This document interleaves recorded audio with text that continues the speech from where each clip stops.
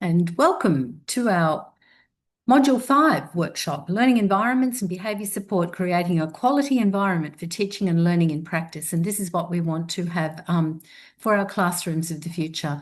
Good evening, Gilou, and it's lovely to have you here as well. Thank you for contributing to the chat box as well. So our learning environment's very important, the way that we set up our classroom, not just the physical layout of the classroom, but the culture that we create inside our classroom and how we speak to students and the way that we involve the students in their learning so that it's a democratic process to reflect our society here in Australia. So creating a learning environment, a quality environment for teaching and learning in practice is a very important thing for us to do. Yes, Tamna. Hi, Robin. How are you? Very well, thank you. Just a quick question. Um, sorry. We need to add formative assessment or any sort of assessment that we want to add in our lesson plan. So, Yes. for that description, are we going to add that in our left hand side in the introduction, body, and conclusion part, or do we have to include that assessment description in the assessment part? In the final column of your lesson plan, it says assessment, and that's where you put all of your assessment strategies, the formative. We're focusing on formative assessment, and so it all goes in that right-hand column. Okay, one more And question. So, since we are providing on the spot feedback, so it will be helpful for students and they can review their work and improve that. So, do we provide that feedback section in the assessment section or in the yes, body's assessment yes, in itself? the assessment and feedback, you'll see at the top of that column it says assessment and feedback. Okay, so they both will go in the assessment and feedback section. Yes, yes. So Okay. you'll say straight opposite the introduction, over in Uh-huh. the right-hand side, you will have what you're going to do for assessment that Uh-huh. matches your introduction. It might be questioning, it might be a quick quiz, whatever it might be. And then underneath the assessment, you'll have feedback. So what will you do to give the students feedback and what will that look like? Okay, so it should be very short description, right? Yes. Because we're gonna explain it in our presentation, isn't it? Yes, that's right. So you'll virtually have the titles of what it is and a very brief one sentence description there. And then when you're talking about it in the 8-minute video, you will be explaining what's in that part. And on the screen, we will see a snapshot of that part of your lesson. About that 8 minute video, I know you have explained it already, but I think I didn't pay attention because I was focused more on the lesson plan. So Uh-huh. my question is, do we just take a screenshot of lesson plan and add that into our slides? Like we take a screenshot for introduction only and add that into our slide and then we speak about it? Or do we write it on a new slide like in our way? Or we have to copy Every paste the lesson plan? You will have many more than one slide in your spoken presentation. Mm-hmm. And So, there is a guide, suggested presentation structure. So the first part is the introduction, your lesson background. So you would take a screenshot of the lesson background section, the first part, the organisation of your lesson plan, put that on the slide and then talk to it. And that will be 1 minute. So in the assignment brief, we have actually set out minute by minute, 1 minute, then 1.5 minutes, then 1.5 minutes, etc., what you should put in each section. And you don't have to just have one slide per minute or minute and a half. You can have 2 or 3 if you like. yeah. So just another clarification. So are we just copy pasting taking the screenshot of that lesson plan sections, or we are including that content in a new slide, like you are teaching us in a presentation and you have everything written and it's not some screenshot you are showing us, right? So are we supposed to make an interactive presentation, or we are just taking screenshot of that lesson plan and including that in our presentation and then explaining those? Yes, that's what you're doing. You're taking a screenshot of that part of your lesson plan and then you're talking about it Oh, and okay. justifying it. So yeah, for that part. And you might have, a screenshot of the top half and explain that quickly as the introduction and then the next part. And then, the justification of your teaching strategies, that will be the second part. And so you'll talk about that and the resources. So you might just have a screenshot of that section. All And good, if you all good. want to, you can put visuals in there, you can put extra explanation like dot points or something next to the screenshot of the lesson plan. That part is up to you if you want to do that in a different way. But we need to see sections of the lesson plan, and you might just put a little speech bubble that shows you. And tonight in our workshop, we'll talk a little bit about that as well. Okay? Yeah, Robin, one more question, sorry. Mhm. So are we including in-text references and reference list in our lesson plan? Yes, you need a reference list at the end of your lesson plan. What about in-text citation? Yes, in your lesson plan, if you find some formative assessment strategies that you've sourced from somewhere, put that in there. And perhaps you can put, in the assessment column, maybe you're talking about feedback and something like that. You might put Hattie and Timperley in there as well. And you speak about it. So you might say, according to Hattie and Timperley, feedback is most important. So you will talk it. Yeah. And then the last slides of your presentation that won't be counted in the minutes will be your reference list. And that reference list will be included in the lesson plan as well, Word document. It will be at the end of the lesson plan as well. Yes, you can put it. It's not. You can, if you want to, put it in there as well, but it won't be included in the word count. Okay. Here, Thank you, Robin. Thank you for the clarification. here, Robin. No Appreciate Sorry. it. worries. Okay, no worries. Hey, And so I Robin. So I think just there, checked. This is yes, Sayed. Sam. Yeah, just a quick question. Actually, I'm just confused in writing the plan for differentiation for the introduction part. I don't know how to differ it from the body section. The same column for plan for differentiation, how to write it for introduction and how to make it different from body plan It for might not be differentiation. very different. Kelly, would you like to answer that?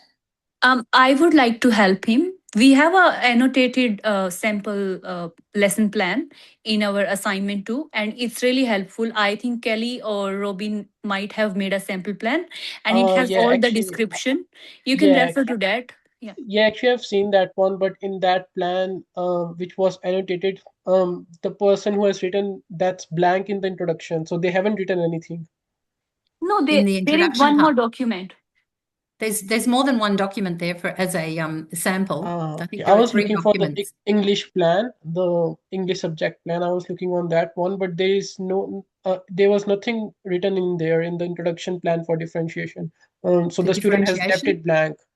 Okay, well you could check for the different students in your class and just identify according to the ones up above in the plan at the top of the plan where it says plans for for differentiation. What will you do in the introduction? How will you attract attention for the student who doesn't have any hearing? What will you do in the All right. introduction for that? Yeah, Okay, yeah, got it. Yeah, actually, because that's the similar points which I'm using in body as well. So will that that's be all fine. right if it's similar? Yes, but don't just repeat the same thing over and over and over for every part of the lesson. Yeah, yeah, got it. Yeah, all right. I will try to make it different. Yeah, Okay. and And also we can last put week, we can put uh, APSTs in text references. Or that's fine. yes, you can. Yes, that's fine too. Yes, All right, thank you. definitely. Last week I gave you 60 different assessment strategies. So surely there'll be one there that will be relevant for your introduction of your lesson. Yeah, yeah, actually, that's helpful. Very. Okay, good. So, Excellent. Robin, we are Okay, so including the cover page, right? you include a cover page, yes, before your lesson plan. Yeah. Yes, you Thank can you. copy and paste the cover page from the first assignment if you like, and change the assignment 1 to assignment 2. Again, Thank you, sorry Robin. to interrupt, Robin. Sorry to interrupt, Go but very, ahead. very quickly, just on that cover page, from a marker's point of view, it is very easy for us as a marker if you have your YouTube link on your cover page rather than us trying to go and find it elsewhere. If you have it Yes, near where you declare your AI use, then that's really handy, just very quickly. But I'll let it you is. start the And workshop, Robin. Sorry. yeah, you're right. And I think in the instructions that I've given to everyone, I have said you can put it just above your lesson plan. So on the top of your lesson plan, or you can put it on the cover page. One of those two places will be fine, just so long as the markers can find it. Because I've had markers say, Robin, there's no link here. And then I've had to go and search, and someone else has had to search. And there it was sometimes, not often, mind you. I sent over 200 emails, as I told you last week, to people with missing or embedded video files in their writing, it just did not work. We can see a little icon with the speaker on it, but there's no audio file there at all, none whatsoever. So because Turnitin cancels those. So that's why we are asking you for a YouTube link, upload it to YouTube and unlisted. And then we can just click on it and it works. And it saves the marker searching for hours and not having any luck. So, and then having to email, and it takes me probably 5 minutes to find your email address in the 956 students that I have. And so it takes a bit of time out of our day to do that, where it should be straightforward. If people read the instructions, read what it says and follow the instructions. We have scaffolded you so well for this assignment. So make sure that you do read and follow what it says. You know, there's no, it's simple if you do it that way. Okay, follow the instructions. So first of all, I would like to acknowledge the many peoples of the Bundjalung Nation as the traditional custodians of the country that I am teaching from today. I recognise their continuing connection to the land and the waters and thank them for protecting this country and its ecosystems since time immemorial. I pay my respects to elders past and present and emerging and extend that respect to all First Nations people here today. So, welcome to our workshop. Okay, first of all, I want to ask you how you are today. And we're going to have to go quickly, because I know that Kelly has to teach her tutorial at 7 o'clock, and so on. I value Kelly's input the whole time into the chat box. So first of all, how are you feeling today? Thumbs up, everyone. Hopefully, after a nice break, a nice holiday in the chat box. Yes, Susan's feeling thumbs up. Good work. Excellent. Yes, Kelly's got thumbs up too. Definitely for me too. And so it's lovely to see. Oh no, Nock's crying. Someone's crying. That's no good. And everyone else I can see, Eduardo, Kushdeep, is their thumbs up. Fantastic. Good work. I didn't see any parties, but then again, it's only Tuesday, isn't it? It's not party time until the weekend. So thank you for letting us know how you're feeling. And Sudarshan is thumbs up as well. Thank you. So let me have a look at this week, our workshop intentions. We're just going to do a revision activity, discuss the content of Module 5 and revise the elements of the lesson plan required for Assignment 2, and we'll get to that very quickly. What would be 2 areas of concern or challenge for you as you prepare for your upcoming placement? Did anyone have any questions about that? What would you like to know more about? And please remember to complete your mandatory checks, your Working with Children check, your blue card if you're in Queensland. It's free. They're free if you're a volunteer or a student. Hi, Or a Ravi. Actually, resident. I just have a question regarding mandatory checks. Yes. Do we need to do vaccinations as well because we are doing secondary teaching? It was showing as under mandatory check, but which I need to complete, but that's part of early childhood.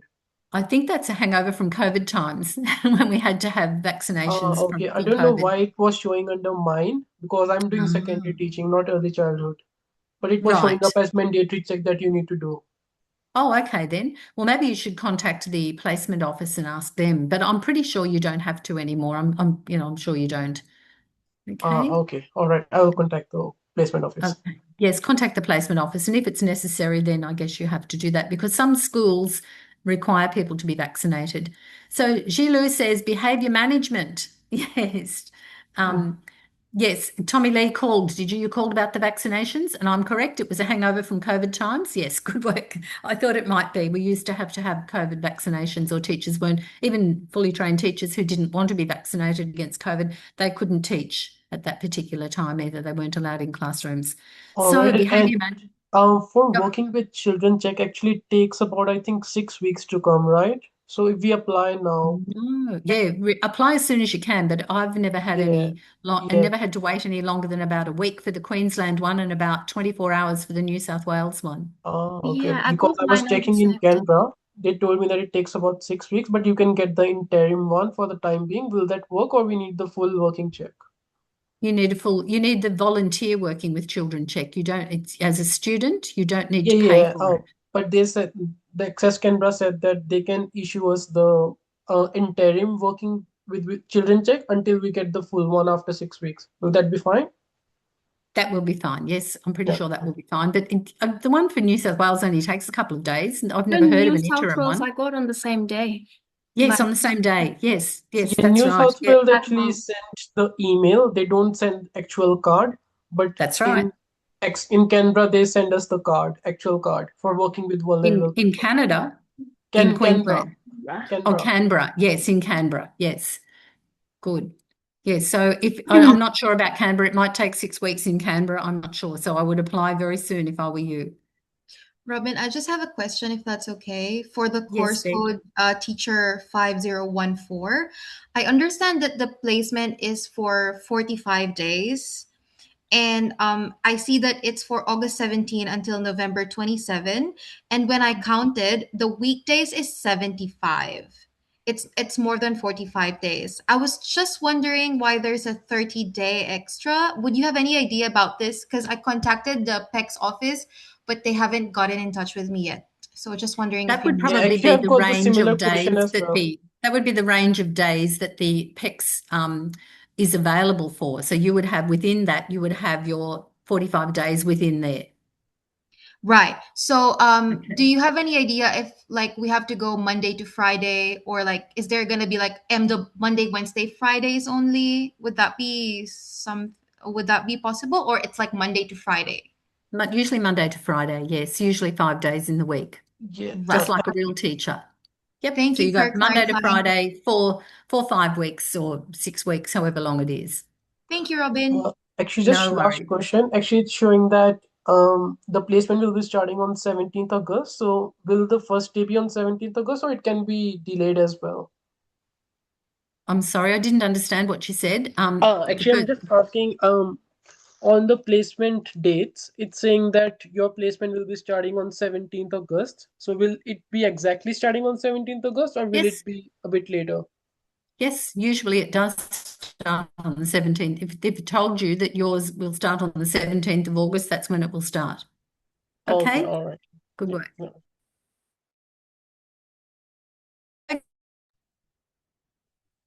Looks like Robin might be Okay, so coming up. we're going to do Oh, these yeah. things today, and I hope that helps with the place. No, I'm all right, am I? I'm still here. It's not telling me that I'm fading out. Oh, yes, I am. Yeah. You're going in and out. Am Sorry, I? Robin. Oh, Yeah, good just a work. little bit. Oh, that's a shame. It's that, yes, it's that 6 o'clock time. Well, Kelly, if I disappear, can you take over, please? I'm sure you'll Absolutely be no fine. worries. So topic 1, supporting student participation. This is all in module 5. Thank you. Topic 2 is managing class. The APST here, and standard 4 is my favorite.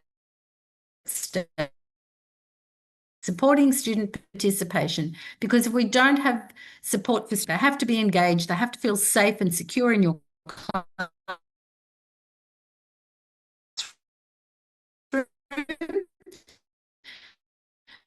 And so if you can identify straight of the way towards being a good teacher. So we want you to support the student participation through many different ways of doing that. And I am cutting in and out again, I think. So topic 2 is managing those classroom activities and activities. We demonstrate the capacity to organise classroom activities and provide clear instructions. And this is really important. And that would include the organised negotiated class rules. A teacher will come to a Hey, Robin, you're cutting out. classroom. You are the leader of the classroom. You will come to the beginning of the year with your brand class rules. With this, you'll have a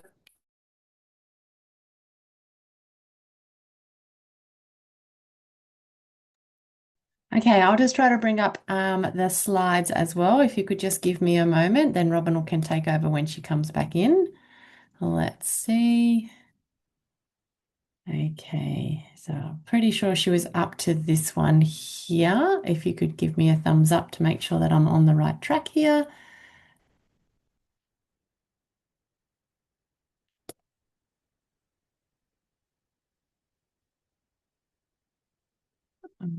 The beauty, excellent. I was just trying to keep up at the same time. Wonderful. Okay.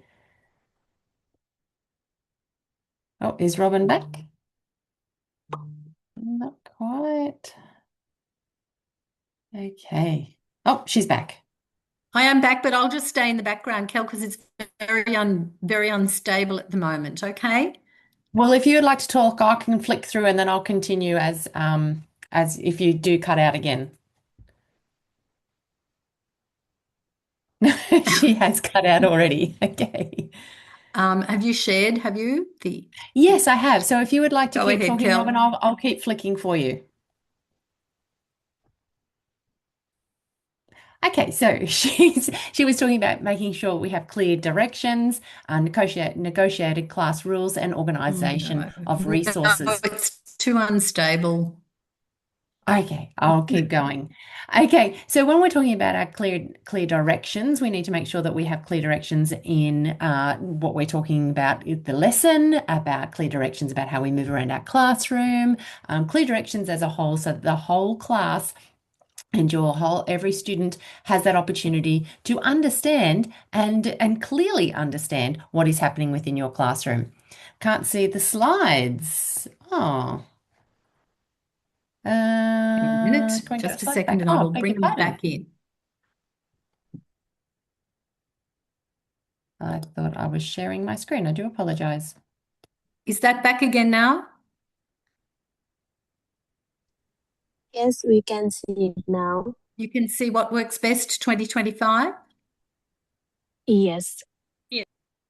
Oh, good. I'm back again. The satellites must have found themselves where they are. So, Kel, would you like to I'll do this? unshare. Oh, no, you keep going because Are you I sure? can actually only see my screen, so I'll make sure that I close mine down. Right. Okay, so topic 2 was managing classroom activities, and I know Kel's spoken a little bit about that. And let me have a look at the chat box. It's funny, at 6 o'clock or just after 6, the satellites go and then it's fine again. Kelly, we can't see the slide. Okay, we're back again. Both of you are sharing the screen. You can see both screens. Oh, this was confusing, wasn't it? I'm sorry about that, Kel. Okay, let's go on then.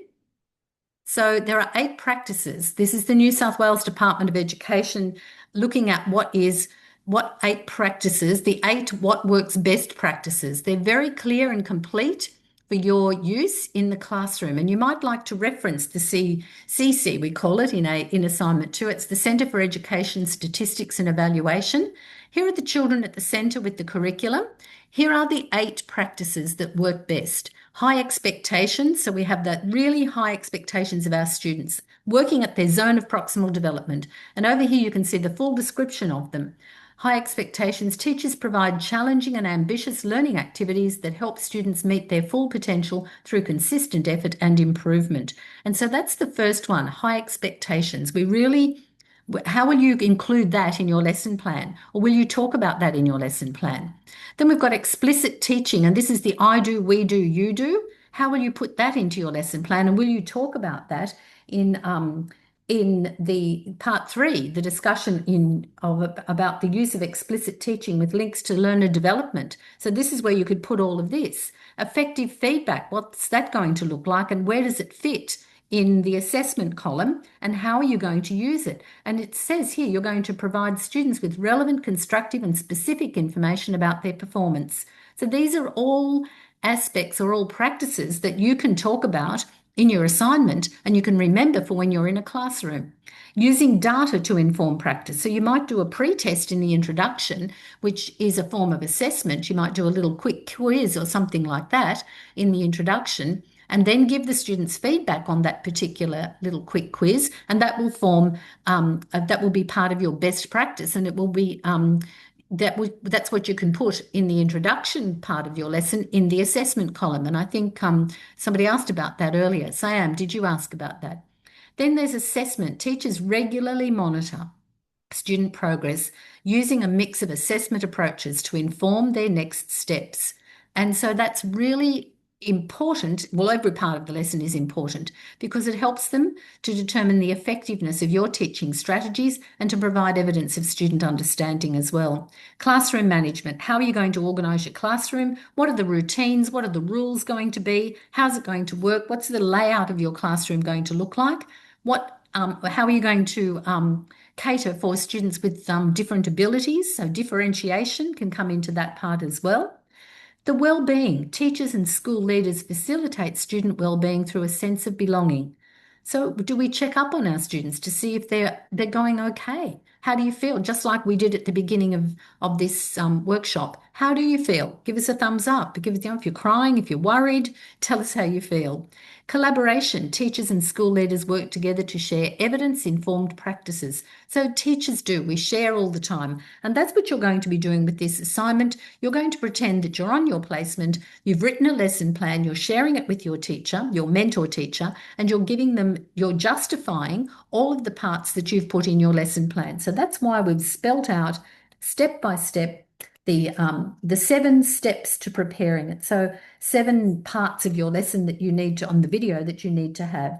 And then it tells you the steps of how to do it. There's 3 steps. The third one is submit your work, making sure that there's a very clear link to your video of your PowerPoint presentation with the snapshots of the lesson in there, maybe some little text boxes with arrows going to the certain part of the lesson with a couple of sentences, and I'll show you during this presentation what I mean.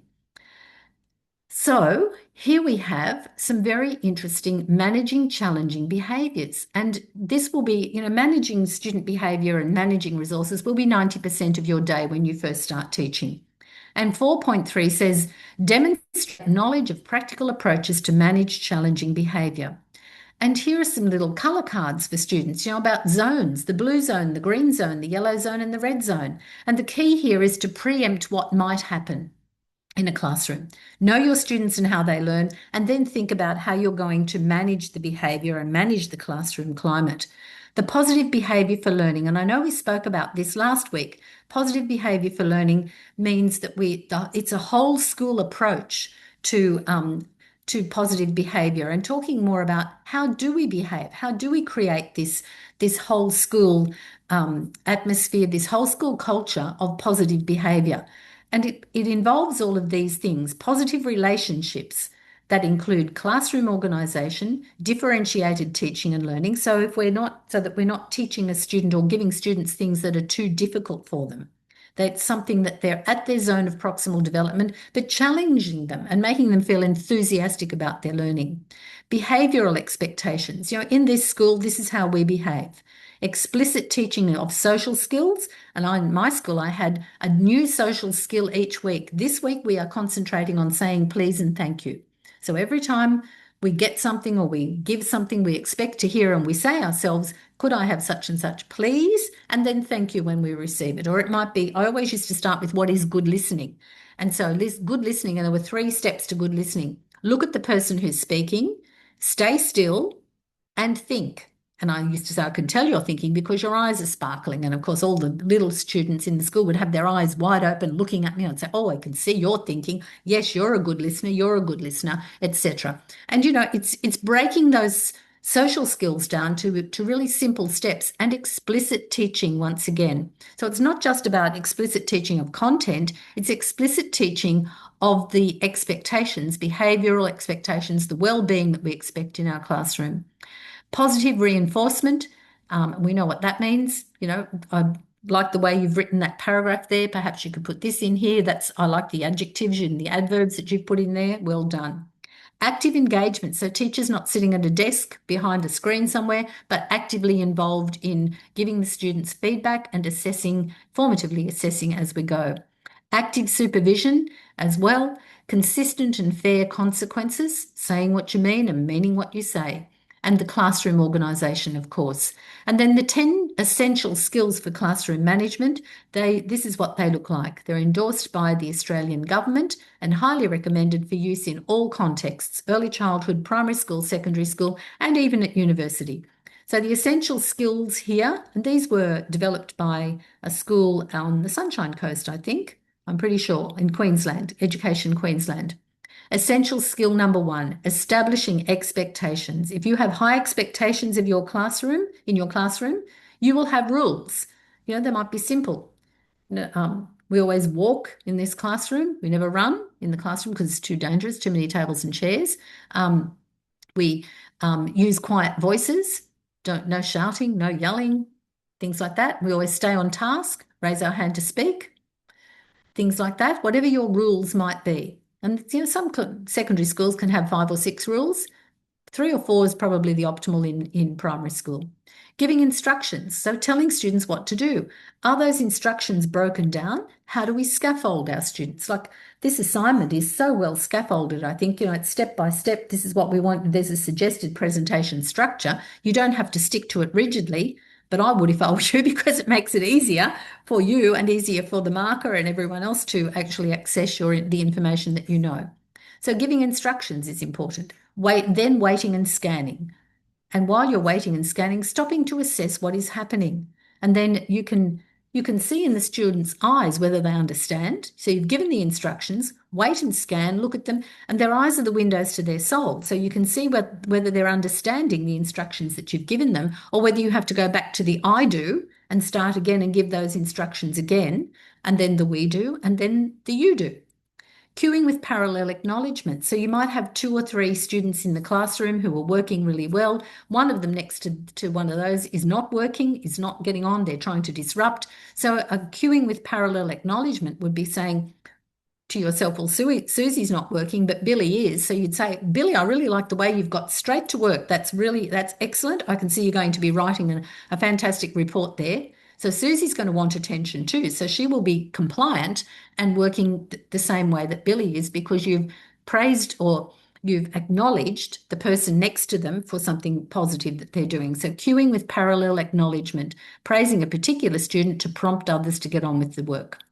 Body language encouraging, so smiling and nodding and gesturing and moving near to some people too. So if you move near them, they're more likely to stop whatever disruptive behaviour and get on with the task. Now, if you left it and didn't do anything, left that minor behaviour and didn't react, sometimes that's a good idea too. But often if you nip it in the bud, as they say, and walk over and say, get to work, you know, I've given the instructions. Do you want me to say them again? Here's the instructions, get to work. Then they're more likely to be on task, and you're more likely to prevent a huge incident later on because you've stopped it straight away. So cueing with parallel acknowledgement. Body language encouraging, as we said before. Descriptive encouraging, so praise describing behaviour. So descriptive encouraging looks like that. So, and without saying, you know, I'm praising the behaviour by saying, I like the way that you've done such and such, or, you know, you have done a great job with that painting. It looks, you know, you've got the balance of colours, line, direction, shape, size, texture, colour and tone already in that. So praising with that describing behaviour. Selective attending, and sometimes this is a good thing too, not obviously reacting to some bad behaviour. So someone's disrupting and calling out for attention. And so if you look the other way and praise 3 people over the other side of the room, then that person's not going to get the attention that they're after, and they will usually stop that. And if they don't, then you've got to move to another strategy. So redirecting the learning, so prompting on task behaviour. I have asked you, I've given you the instructions to pick up, open your computer and research this topic. And if they haven't done it, I've asked you in a very calm, monotone voice, I've asked you, I've given you the instructions to open your computer and get on with your work. And that repetition and that redirecting to the learning is much better than taking part in an argument with the student. What about giving a choice? So describing the student's options and likely consequences of their behaviour. This is another thing you can do. You can either do this now, or we can all do it at the time when we're supposed to be doing art, or we're supposed to be doing music, or we're supposed to be going out for a PE lesson in the playground, because most kids love to go outside. So you can do that now, or I'm sorry, but I'll have to cancel the game that we were going to have at the end of the day, and we'll have to do this then. And so it's a good idea to to think about these 10 essential skills for classroom management and practice them with a calm, level head, and then you'll be able to ensure that your classroom is a happy, smooth place to be. And following through, please don't make empty threats. Don't keep students in at recess or lunchtime. They're your lunch times and your recess times, so don't keep the students in because you're only punishing yourself.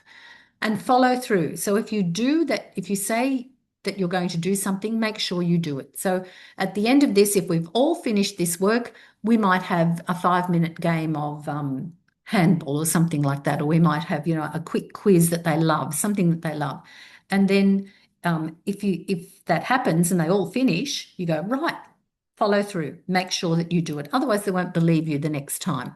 So you've got to build that credibility and that reputation as being someone who's fair and honest and someone who's friendly, but not their friend, but you can be friendly. Okay, so the simple 10-step framework provided by the Australian government is a foundation to classroom management. And if you remember those 10 things and put them into practice in a classroom, then you're going to be a long way ahead when it comes to behaviour management and classroom management in general. Sorry, Robin, very quickly too on the follow through, I find that if I was to say, I can't wait to read your passage, or if they're doing a written task or something, read your passage tonight, the students will complete their work knowing or feeling as though you're going to read their passage and then give them some feedback for the next day or for when you're picking that up again. So it works both not just with behaviour, but also their academics. I find that if you say that you can't wait to read their passage that night and give them some feedback, then you might need to do that as well. Sorry. Of course you do. Of course you do, because teachers never sleep, do they? We work and work and work. Nope. We don't ever rest. Never sleep. I don't think I've slept in the last 2 weeks. So I've been sending emails apart from other things. But no, so definitely that's a really good point, Kel. Making sure that you do follow through. If you do what you say you're going to do, say what you mean and mean what you say. That's a good idea. I apologise, Robin. I missed your email over the weekend. That's okay. I was travelling. I did see that. I did see your email. I haven't quite got to it yet because I've been teaching a bit today. No worries, Orleen. I will get to that tonight. Okay, so 10 simple steps. Good idea. So why are we teachers? Why do we want to be teachers? What's the good part about being a teacher? Let's have a look on the next slide. I think I've put this one. Oh, now my slide. Oh, here it is. Now it's going too fast. Okay, let's have a look.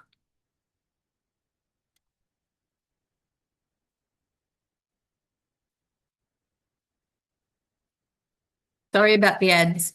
There's always ads. Robin, there's no sound at the moment. Oh, no.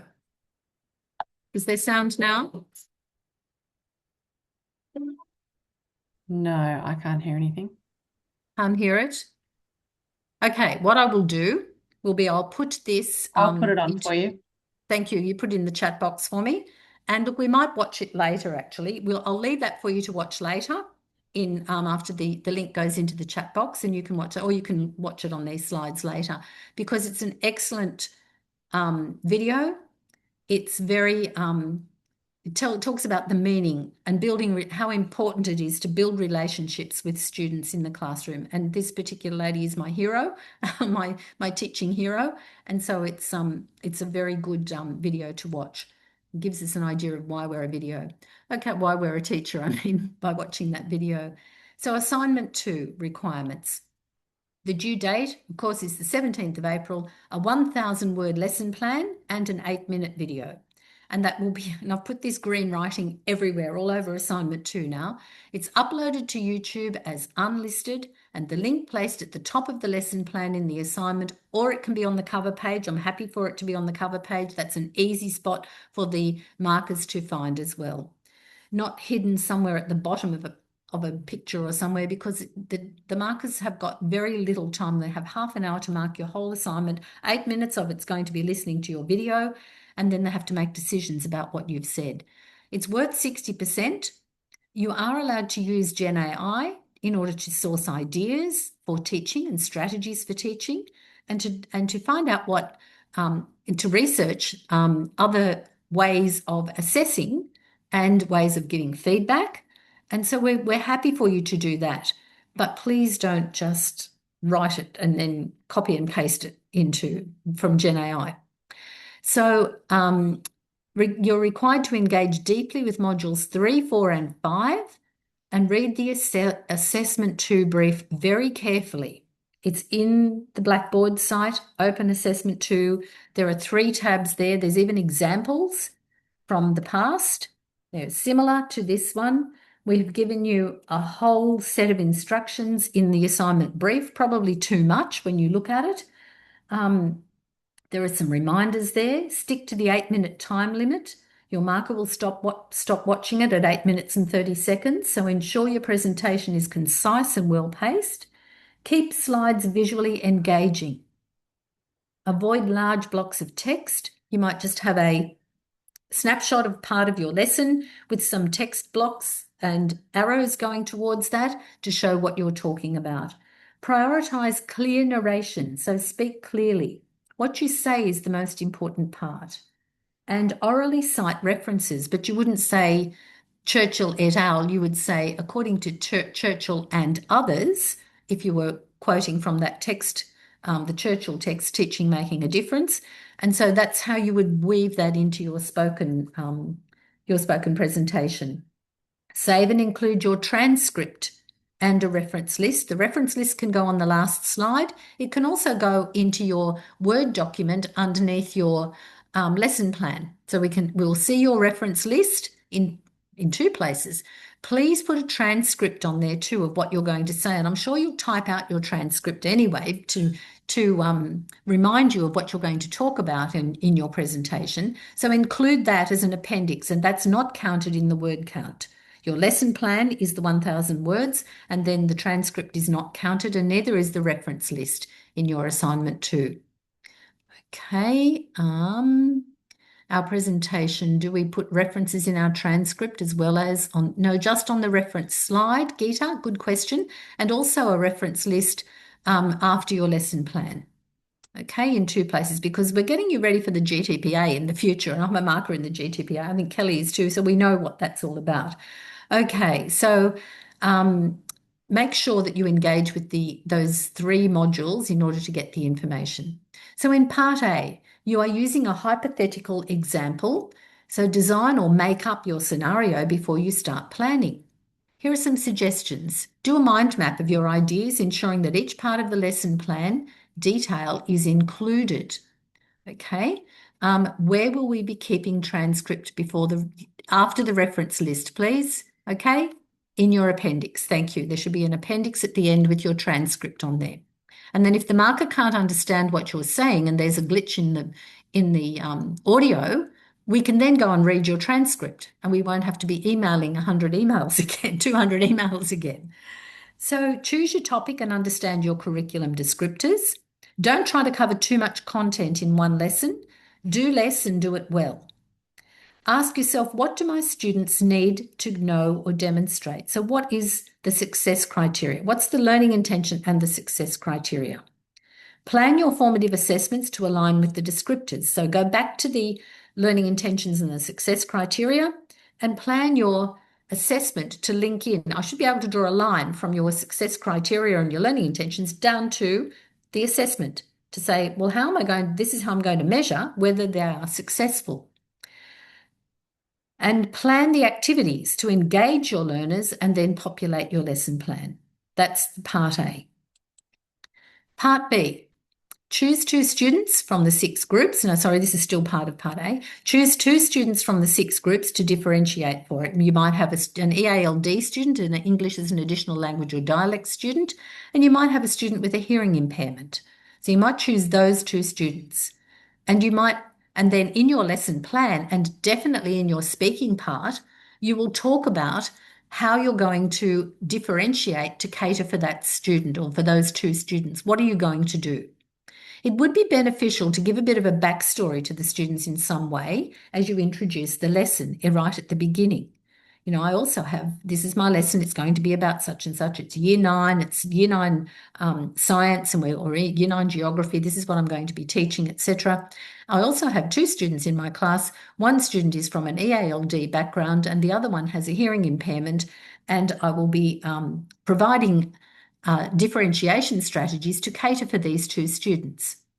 That's all you can say something like that, but talk about them. Talk about them in the introduction, and then talk about them during the lesson, especially when it comes to the differentiation part of your lesson, where you need to describe how you're going to describe and justify the things that you've put in your lesson to cater for those students. For the Aboriginal and Torres Strait Islander students, approach this from a culturally responsive angle and include pedagogies like 8 ways. So you might have a picture of that 8 ways diagram on your slide, and you might say an arrow pointing into where it's going to be enacted in your lesson, perhaps in the I do, we do, you do section of the lesson, and you'll talk about that. The EALD and GAT students distinguish the level the students are at. For example, are they a beginner learning English, or are they consolidating? And what about with the GAT students? Do they have what level are they at? Are they well above the rest of the class level? The gifted and talented GAT student is a gifted and talented student. Are they working at a level way beyond the rest of the students in the class? How are you going to differentiate for those students? What extra or what additional strategies are you going to use in order to cater for their learning? Whichever ones you choose. And here's an example of what your lesson plan might look like, a slide with part of your lesson plan and this little annotation down the bottom here. Can you see the little speech bubble with just a few words in it and an arrow pointing to where it's looking at? The considerations for classroom management and student diversity. And this person's put here a range of effective teaching strategies and resources to support inclusive student participation. And here's all of the information here. And you would talk to that. TD has a sensory disorder and may become overwhelmed, anxious or agitated with loud noise and movement. Allocate a quiet zone in the classroom where he can go to self-regulate. There's one simple example. And so that's perfect. And you can say that in your voiceover part, in your video. And you can talk about that. And you can reference the inclusive education readings that we've put into the My Readings for you. So have a think about that. Routine behaviour strategies, Rainmaker and Countdown to gain attention, this Rainmaker and things like that. There's all different strategies that you can use. Zones of regulation chart, and that was this one we were talking about back here. Let me show you this one in the top corner. How can you help yourself with the blue, the green, the yellow and the red zones of regulation, and within that it says, how might you feel if I'm sad, tired, bored or moving slowly? What might help you?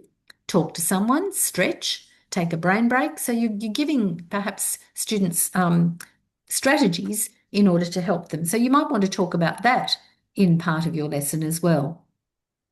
And so that's this one here. They can self-regulate and zones of regulation. Check in using the colour-coded regulation chart throughout each phase of the lesson as required.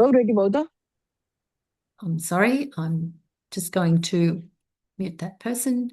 Okay, so what else do we have? Here's another example of a little annotation. I mean, you might have 10 of these per slide and you want to talk to them. But remember, you've only got a minute or a minute and a half in some sections. And remember, this lesson, this whole assignment is a practice for you for when you're on your placement and you bring your lesson plan in and you talk to your mentor teacher about it and say, this is how I'm going to teach. This is why I've included all of this in my lesson.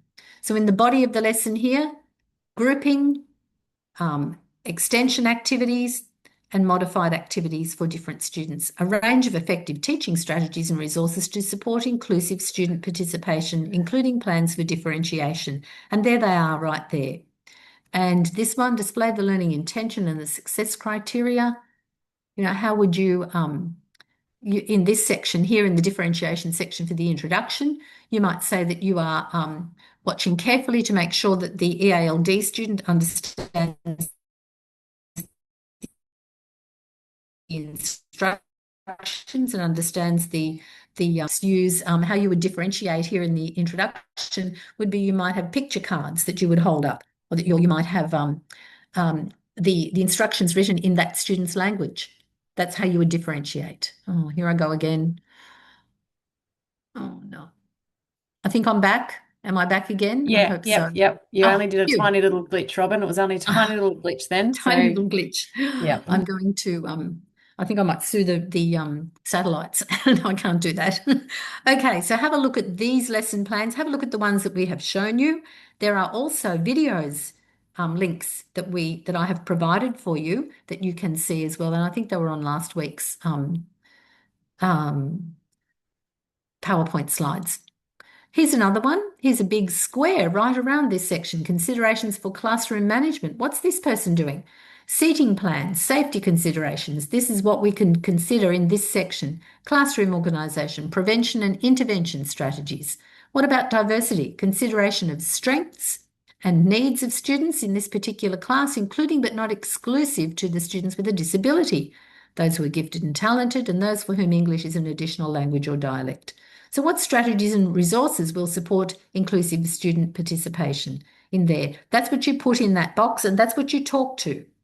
So how are you going to do that? And this is what you'll be talking about in your spoken presentation.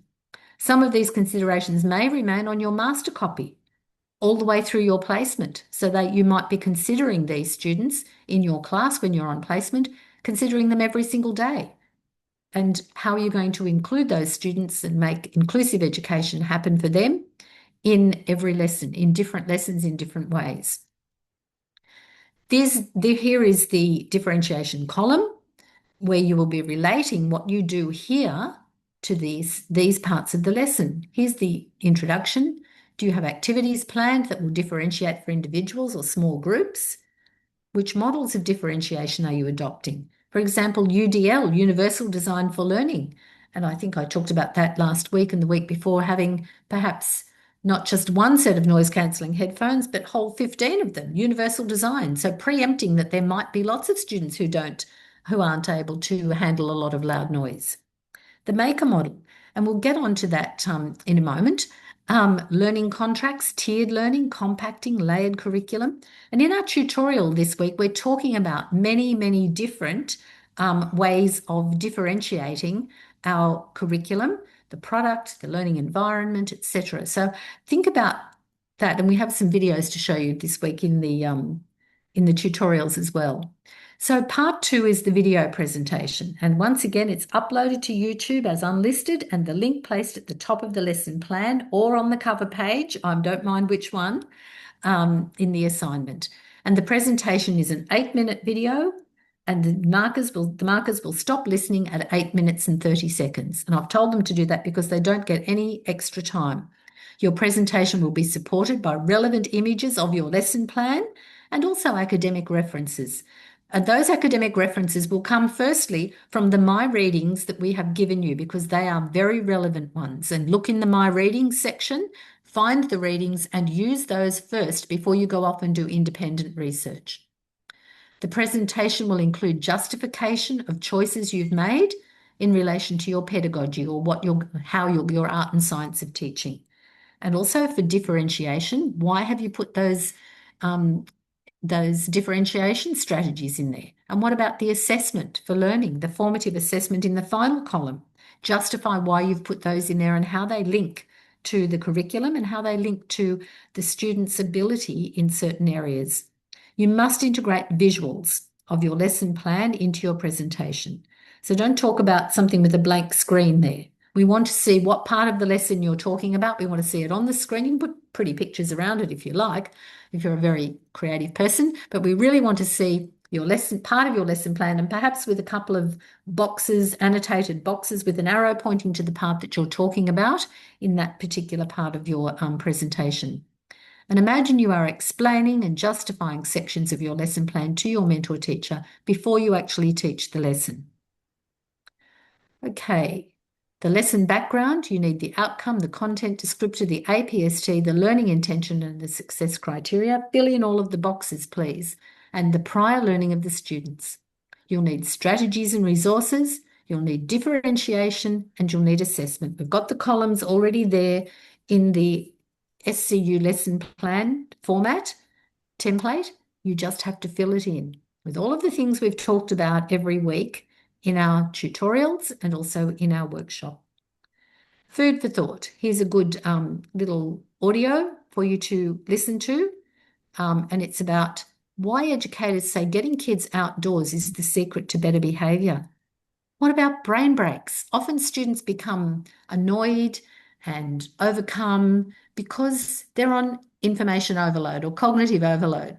So we need to think constantly about the cognitive load for our students, and then we have to think maybe we need to take a brain break. In the Scandinavian countries and many countries of the world, students are allowed to stand up, or they all stand up every 20 minutes, go outside even in the snow and the freezing cold, have a bit of a run around and come back inside again, and their brains are refreshed again, because that's what humans like to do. That's how humans live healthy lives, just like that. So what I'd like to do is to ask you to make sure that you read how to record a PowerPoint. Watch these videos. I'll put them in video format for you. How to record a PowerPoint presentation. Here's 2 useful videos, helpful videos, to show you how to do it. Whichever one you like, that's the one you can use. And so with only 5 minutes before Kelly has to start her tutorial. Just quickly, sorry, Robin, just a couple of things. There were some questions about the font size for the lesson plan. Can it be 10 or 11, or does it need to definitely be 12, size 12 with 2 spacing? So are you okay with a small change of the font size, or would you like them to keep it at 12? I'm okay. I'm okay with a small change, but we need to be able to read it. It doesn't matter if your lesson plan takes lots of pages, because that lesson plan will expand. So if you want Excellent. to take 2 or 3 And another pages. one, sorry, can the transcript be auto-generated in PowerPoint presentations, or do they have to type it out themselves? No, you can transcript. the transcript, yes, you can talk it. You talk it into the computer and the computer will type it out for you. But then you need to go back and check that it's correct. Yeah, thank you. That was That's bad fine. info. But I will have to head That's off good. soon, sorry. Yes, you will. I know. And I think we're up to the last slide anyway, so that's good. Yes. Any more questions? Thank you so much, Kelly, for all your help. Here, in just a the quick chat. question. Yes, Sam. For justification, can we keep that one only to presentation? Because when I'm explaining a bit in lesson plan, it's like over the word count. The lesson plan is over the word count if it's over 1,000 Actually, words. can we keep the justification to the presentation? And because when I'm explaining the concepts in the lesson plan, it's over word count. Yes, but that's not counted. What you say and your transcript, they're not counted in the word count. Oh, okay. Yeah. Just the words in the lesson plan. They're the only ones that are counted in the word count. All right. Yep. No So worries. the transcript and also the reference list are not counted in the word count. Just the words within the lesson plan. Okay. All right. Okay. Hi, Robin. I have a question, if that's okay. Yes, I'm pretty sure someone has asked this earlier, but I just want to ask it again on my own words to fully understand it. For example, if for the assessment, I found a reference that says, for example, think, pair, share is okay for people who have hearing impairments. So in my lesson plan, can I just put the words think, pair, share, and then my explanation would be in the video? Because if I put the reference in the lesson plan, that would take so much words, I feel. Yes, of course. Of Yeah, course you that was can. my question actually. Yeah, Thank you everyone so knows much. that what think, pair, share is. Yes, definitely. So put that in. Yes, you don't have to put all the references in the lesson plan for that.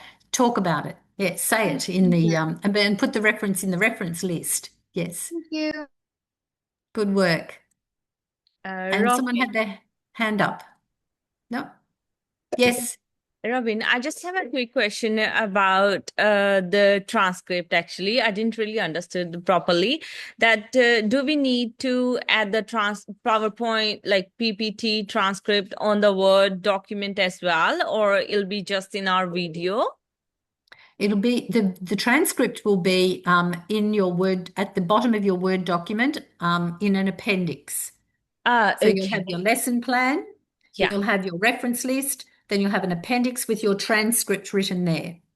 All right. Thank you so much for explaining. Okay, no worries. And in your on your PowerPoint presentation on the YouTube one, if we need to, we can activate the transcripts across the bottom, activate the words across the bottom. Yeah. Yes, Sure. as well. Yeah. Okay. Thank Good you. work. Robin, Yes. so we are going to put the reference on a different page right after the lesson plan, but what saying that, do we need to have the in-text citation inside the lesson plan itself as well, or? Only when you really, yeah, if you think it's really necessary, yes, put it in there, but you can say it in the video. Okay, I think that would make it easier. Yes, say it in the video, Churchill et al., and then in your reference list you will have that. Yes, so we're listening to you. So if you have something in the reference list and you haven't talked about it in the video, the marker will probably say, hang on a minute, where did that one come from? Yeah. So you've got to match it up. Okay. Thank you. No worries. So I'm just go down to the bottom of the comments here in the chat box. I'll keep answering questions because I know Kelly had to go to her. She's starting her tutorial now. If anyone's in her tutorial. Here, Robin, for in-text references, if we are talking it in the video, so we don't need to put it in lesson plan. If we are talking the in-text references in video, do we need to put it in the lesson plan or not? No, I just said that. No, you don't. If you talk about think, pair, share, you don't have to reference that in your lesson plan. All right, no worries. Okay. No worries. Is it possible, can somebody give me a link of the calendar for Diploma of Secondary Education? You can, what for the SCU? Yes, so Yeah. to check the placement dates because I got some kind of like email long time ago, and I got the email saying that today is the last day to do all the checks and stuff like that. So I got like really scared and I fully ignored it out of anxiety. So I'm basically getting to it now. Luckily, I had done my blue check already before, so that got cleared right away. And yeah, the rest, Good. I'm not really sure about what's happening. Okay. Well, have you got you on the border here between New South Wales and Queensland, somewhere around there? No, I'm in Gold Coast, sort of central Yeah, Gold Gold Coast. Coast. There are chances that you could be sent to New South Wales if you're within 45 minutes Ooh. of a New South Wales school. So get a New South Wales working with children check as well. You don't have to pay for it. It's a volunteer one. And yes, Sirat. Ma'am, I Robin, got I a just question for you. Hi, can I say? Yes, go ahead, Sirat. Actually, I'm a business studies major and I'm based in WA. When I go through our syllabus on SCASA, it's not been really explicitly explained. Like if I compare to different states, Western Australia, syllabus is quite like one or two words for, whereas other states have a full explanation for it. What I was trying to say is there a way where we can get the resource access to the topics where we can actually understand the syllabus completely better, and then we can design the activities based on how we can teach a particular part or different kind of students? Right. Yes. Would you use some of the strategies we've been talking about here in our tutorials and in our workshops, but you can also go to the Australian curriculum and look up Scootle, SCOOTLE, Scootle, and they have lots of ideas and activities on how to do that. So But I Scootle, was more regarding like the syllabus knowledge, like the content knowledge. the content I knowledge. feel, Well, that's contained yeah. within the content descriptors in each of the Like syllabuses. for example, if I am teaching regarding economics to year 11, right? And if I go through my syllabus, they don't explicitly explain what has been covered. But if we look into the resources, they give you a really vast picture. Like if we are talking in history regarding a war or any like World War One, there are only few headings, but when we go into the books and stuff, they give a good explanation. So I was referring if I can get a resource like that because I tried searching in SU library, but we can't get anything like that. We rely on the syllabus and then you do your own research after that and look in as many different places as you can to find the information. Okay. So there's not like a particular book or anything which we. No, but can I tell you that when you're actually in a school, you won't be teaching year 11 and 12 when you're first, and you probably won't on your placement either because it's usually years 7 to 10. So don't worry too much about year 11 and 12 just at the moment. You have to be teaching a couple of years before they'll give you a senior class. And usually when you go into a school, what will happen, and you're teaching in a particular faculty, so I'd say it's the HSIE history, and you're teaching history, they've asked you to teach history, they've already got in a secondary school the plan, the program with the lessons already there. So they'll hand them to you. Okay. So all you'll have to So do will be open, they'll say it's on the OneDrive and here's the access to the OneDrive and there's today's lesson. All of the year 9 students will be doing this lesson this week. okay, thank you so much. So you don't have to dream something up out of your head. Hey, Sarah's Robin. Sarah's I got a spoken. question. Hey, Robin. Hi, Robin. Okay, Priyank. Yeah. I got one question. Like, if we before placement, if we can get any role in the school for casual teacher, in secondary teaching, so do we still need to do placement, or we won't get a job as in casual teacher? That's a special appeal thing. If you've got a job in a school and you want to do your placement there as part of your job, you have to get special permission from the placement office to do that.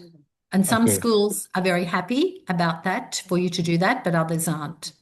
So, like, if my major is technology, and if I do get a job as a casual role in Yep. any another subject, so it will still consider that thing, or it won't? No, because it has to be especially organised between the university and the school. There is a Yeah, formal understand. process to go through. Yes. I mean, the school can request you as their prac student, as their placement student, but the university will have to approve that as well. Yeah, understand. So, if we found something and like we have to go with the Sona and then request them like about the casual role here, and can you consider this as a placement or not? That's what you mean. Yes, yeah. So if you have a role in a school as a paid teacher, you would Yeah. and you still have to do your placement and the school is happy for you to do it as a paid teacher, then you'll have to declare and notify the placement office about that. And in that, just for clarification, so it should be the same. Like if my major is in technology, so it should be with the technology, or it could be any. Just It in could be, secondary yeah. teaching. Well, if your special area is technology, chances are you'll be getting a placement in a school where they have a technology As a major. vacancy. Yeah. Yeah. Okay. Okay. Yeah. Hi, Robin. Thank Can you. I ask? Yes. Mudasar? Yeah, Robin, you just mentioned. Yes, thank you. You just mentioned in the workshop that to prepare this lesson plan, we need to look at the module 3, 4, and 5. So in module 6, then what we are going to go, is there any content that we need to include or not? Yes, you can. Yes, have a look at module 6. It's a bit more of a summing up in module 6 of everything that we've learned. It's a repetition. Okay. I think. Okay. Yeah. And just one last quick thing. So this assessment is a two-part. One, we have to prepare a lesson plan, and then we have to make a 8 minutes video, a YouTube video. So do we have to video ourselves, or it can be just audio? It can be just audio. It's nice to see who we're talking to, who's talking to us, but if you just want audio, not video, that's fine too. Sure. Okay, yeah. Thank you so much for that. Thank you. And Hi, Kinshuk, thank you for being so patient. hi, Robin. Can I ask you one quick question? Yes, who is this? Sorry, I can't see. Saraswati. Okay, I can't see who you are. When we make our lesson plan, like any year and subject that is specific, or we can choose like year 7 to 12 and design and technology subject or ICT. I just got confused. It's 7 till 10, not 7 to 12, 7 to 10. There are a couple of exemptions, but usually we expect you to choose from the curriculum from the 7 to 10 curriculum. Because as I said, when you go to do your placement, you will probably just have a class that's within the 7 to 10 range. That means I can choose a year 7 or year 8 or either year 9 or a 10, right? When I make Yes. lesson plan. Yes. And what about the like subject, any major subject or anything specific subject do I need to make the lesson plan or? You choose it yourself. You choose whatever part you want. Make it your, it can be geography, it can be science, whatever. And then whatever, if it's year 8 or year 9, go to the syllabus, go to the curriculum and find the corresponding content descriptor and then design your lesson according to that. Okay, got it. It shouldn't be like it shouldn't be our specific subject, right? A specific subject, yes. Yeah. Okay. Okay. Yes, Okay, thank definitely. you. No worries. Now, who hasn't? Kinshuk, do you want to speak? Hey Robin, how are you today? Very well, thank you. Thank you for being patient. No, it's all right, it's all right. So just wanted to confirm, Robin. So it's more or less likely creating a lesson plan, adding our unit of work as well. So basically selecting a subject. So for example, if I'm doing business studies as my majors, and if I select finance as my subject, and whatever strategies I want to incorporate in my subjects to make sure that my students are understanding whatever I am teaching. So it's more and less likely, like, because I had made a lesson plan in my previous units, which I've done. So I'm just trying to incorporate those feedbacks which I've gotten from my previous lecturers. I think that is useful as well. And then what I've gotten today from our previous assignment. So I was just trying to incorporate those feedbacks and trying to make a lesson plan. So it's That's a it's great more or less idea. likely the thing which we have been doing in past units. Yes, Okay. very much, very similar, except this time you just have to talk about it and justify it. Justifying. Okay, that makes Yes, sense. Okay, justifying. because Why have you added those things in there? okay, because that's what I was just trying to like think, like, because we did mirror lesson plan in secondary curriculum, and then there is one more unit which I did, and then so because it was my first time, and then I was completely everywhere. So yeah, that's okay. I just wanted to understand it's, and would it be okay if I incorporate my previous lesson plan experience, like what I have done there? Is No, that no. If okay? you submit a lesson plan that you've already submitted, Turnitin will say that it's got a very high similarity and you will Hmm. be penalized. So you have to think up a brand new lesson. Brand new lesson. Okay, so you Mhm. want me to choose another subject? No, you Or can choose the same subject, but choose a different lesson from that particular subject because there'll be thousands of lessons that you could teach in any subject. okay, Robin. Thank you so Okay. much. Thank you for your Thank you very much. Thank you. Anyone else? Yes. Yeah, hi. I'm Mahaki? sorry. I know it's already too late. No, it's fine. Go ahead. I'm here But to answer actually, questions. I also a question about placements because I just started. It's my first semester. I got an email regarding placements as well, some documents on Sonia, and I wasn't sure when the placements happening, and like in my first semester, end of the first semester, or when it will gonna happen, the placements. Well, the placements some are in May, some are in June, and some are in August. It depends I don't know everybody's study plan. I don't have access to any of that. So they will let you know. They should have a date on that email. But what they want you to do is get all of your working with children checks and all those things in place first so that then they don't have to chase you for those when it's time to actually go on your placement. Yeah, okay. And I'm in Victoria, and do the school, college will, university will arrange all the placement things, or do we need to manage it by ourselves? No, the placement office does that. So they will find your address. Yeah. If it's a current address. If you put an address that's an old address, they'll send you to a school. Like if you used to live in Western Australia and that address is still registered in your details with the university, they'll send you to Western Australia. So make sure you've got your current address Yeah. in Victoria. Yeah. Okay. Yes. Thank you. And they'll Thank you. send you somewhere close to there. All Okay. right. Yeah. Thank you. Great. Okay, thank Sorry, you. Robin. I had a bit of a question because I couldn't finish my queries.